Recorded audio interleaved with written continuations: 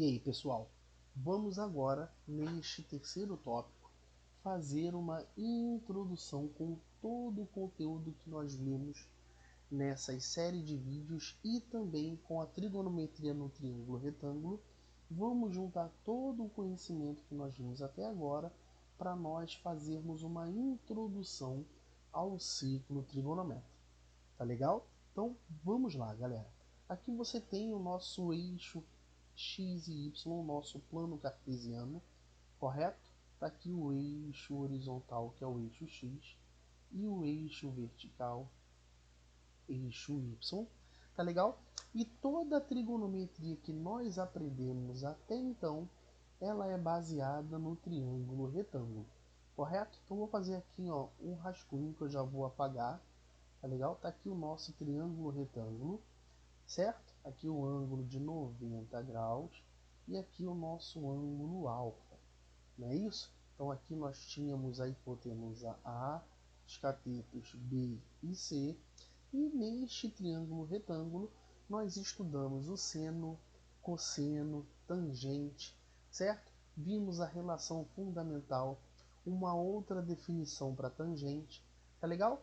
E aí a gente vai fazer isso tudo agora, mas associando esse estudo do triângulo retângulo ao plano cartesiano e a esta circunferência que aqui está, cujo centro desta circunferência coincide com a origem do plano cartesiano. Tá legal? E como é que a gente faz a transição da trigonometria do triângulo retângulo para o ciclo trigonométrico? Muito simples, galera.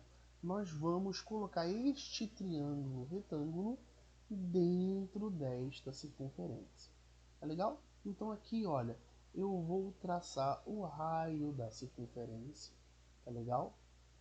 Está aqui o raio R da circunferência. E aqui eu tenho um ponto P do plano cartesiano. Tá legal, moçada?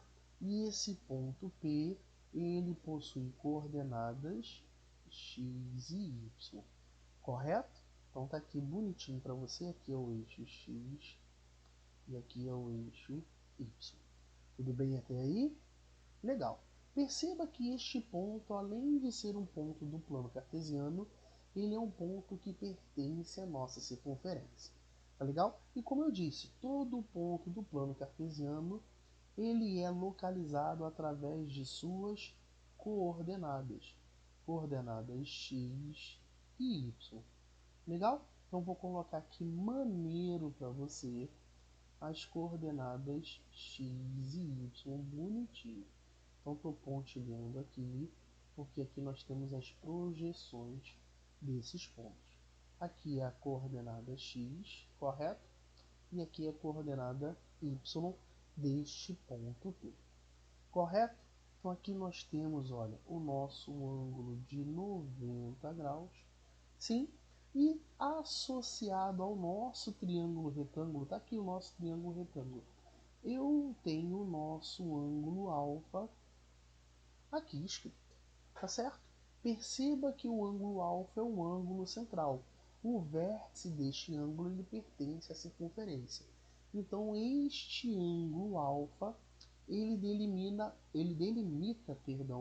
um arco que nós vamos chamar de arco de circunferência OP. Percebe que este ângulo alfa limita este arco OP? Sim? Então, esta figura, com ela em mãos, nós podemos tirar algumas conclusões importantíssimas a respeito do que nós já estudamos. Tudo bem? Como, por exemplo, perceba que eu posso determinar o seno deste ângulo alfa. E qual é o seno deste ângulo alfa? É o cateto oposto, é este cateto, que é o oposto ao alfa. E este cateto ele possui medida y, correto? Aqui, ó. Então, seno de alfa é o cateto oposto, que é o y, dividido pelo raio, que é a hipotenusa. Tudo bem? Então, tá aqui o seno. E como é que eu faria para calcular o cosseno deste ângulo, Anderson? O cosseno desse ângulo é o cateto adjacente, tá vendo? que é o x, sobre a hipotenusa, que a hipotenusa também vale r. Legal? Podemos calcular também quem? A tangente, correto? E quem é a tangente de alfa, Anderson? É o cateto oposto, que é o y, dividido pelo cateto adjacente, que é o raio. Tudo bem? E deste triângulo, uma coisa importantíssima é a nossa relação fundamental.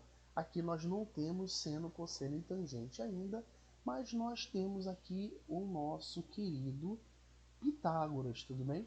Então vou colocar aqui nesse espaço para a gente ganhar espaço.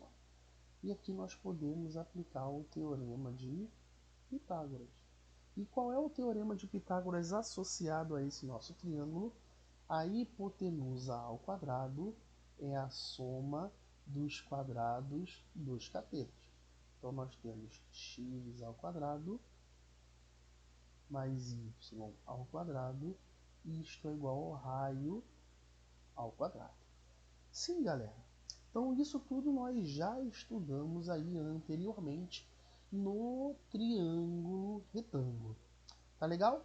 Então o que é importante neste momento, galera, é você perceber o que eu vou escrever agora. Como eu já disse antes, o ângulo alfa, ele delimita o arco OP.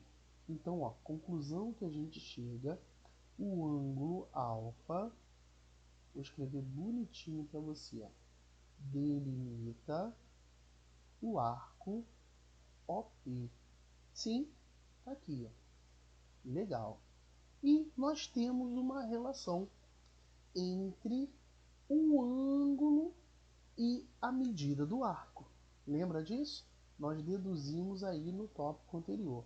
O comprimento do arco OP é a medida do ângulo, que está em radianos, vezes o raio desta circunferência. Tá legal, galera? Então, a partir disso, nós vamos construir a ideia do ciclo trigonométrico. Então, a ideia principal é essa que eu vou colocar aqui para você. Perceba que arco e ângulo são medidas diferentes, tudo bem, galera? Falar em arco de circunferência e falar em ângulo da circunferência são medidas distintas, que são relacionadas através desta fórmula. Então, vou escrever isso aqui para você de uma outra cor para ficar em destaque. O arco OP, ele é diferente de ângulo, tudo bem?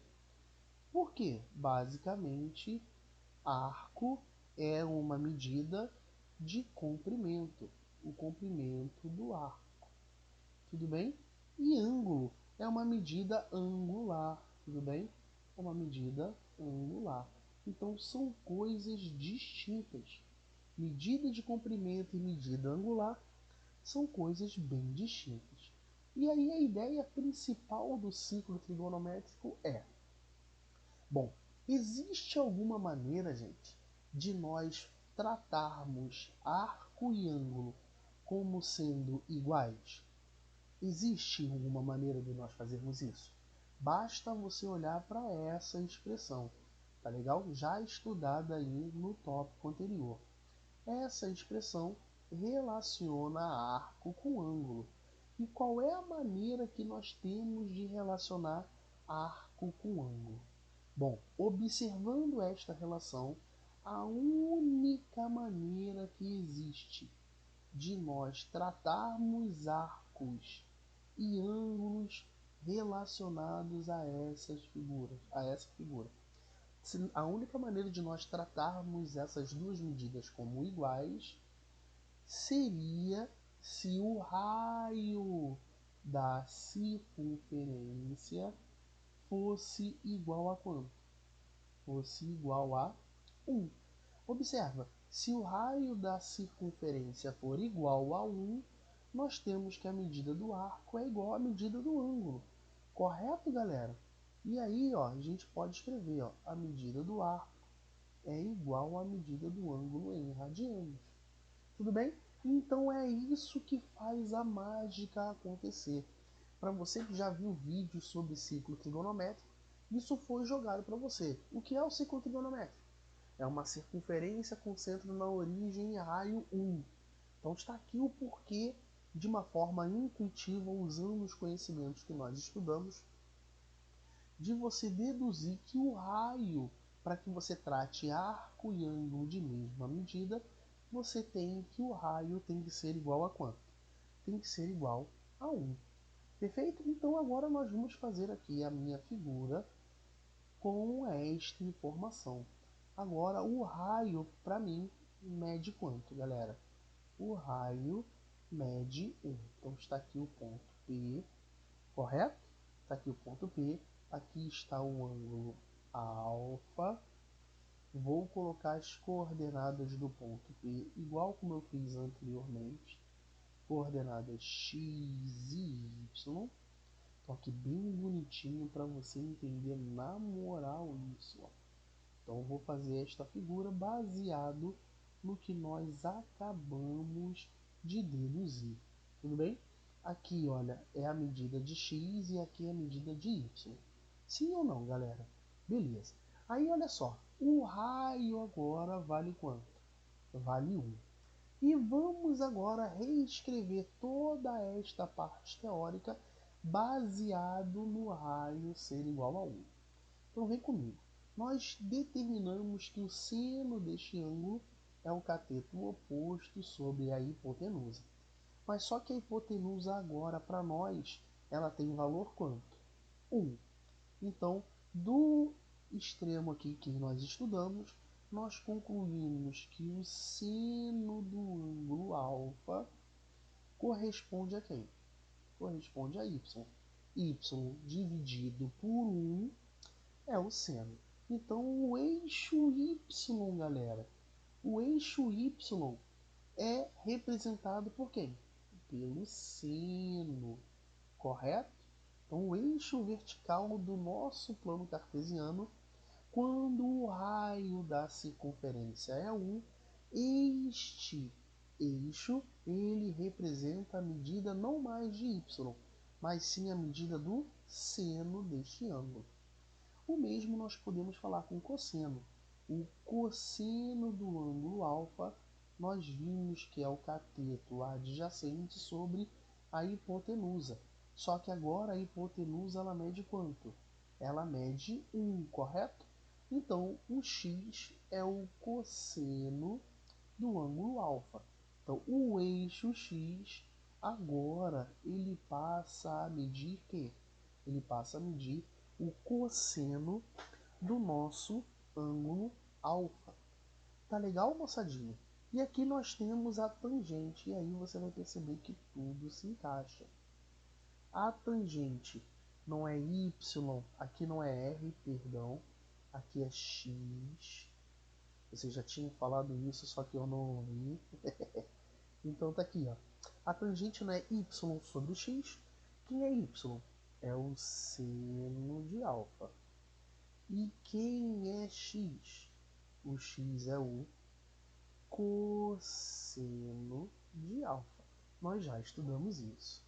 E o que o nosso teorema de Pitágoras nos diz a respeito desta nossa descoberta? Que o raio é 1. O x, cosseno ao quadrado. Então nós temos cosseno ao quadrado do ângulo. O y vale seno, correto? Então, cosseno ao quadrado do ângulo mais seno ao quadrado, isso é igual a quanto? Isso é igual a 1. Ou seja, a nossa linda relação fundamental. Tá legal? E este ponto P, ele não vai ter mais coordenadas x e y. Ele vai ter coordenadas agora o quê? Cosseno e seno. Tá legal? Lembra que o y agora representa o seno e o x representa o cosseno. Então vou colocar aqui o par ordenado, ó. Cosseno e seno. Legal, moçadinha? Está aqui o 1 e nós já sabemos que este ângulo é um ângulo reto. Tá legal? Então está aqui a introdução ao ciclo trigonométrico. Tá aqui o porquê de uma maneira bem intuitiva, sem muito, sem muito rigor matemático, que permite você agora, tendo esta figura e esta estrutura montada, agora sim nós podemos introduzir de forma definitiva o ciclo trigonométrico. Tá legal, galera? Então aqui já tenho definido características do ciclo trigonométrico.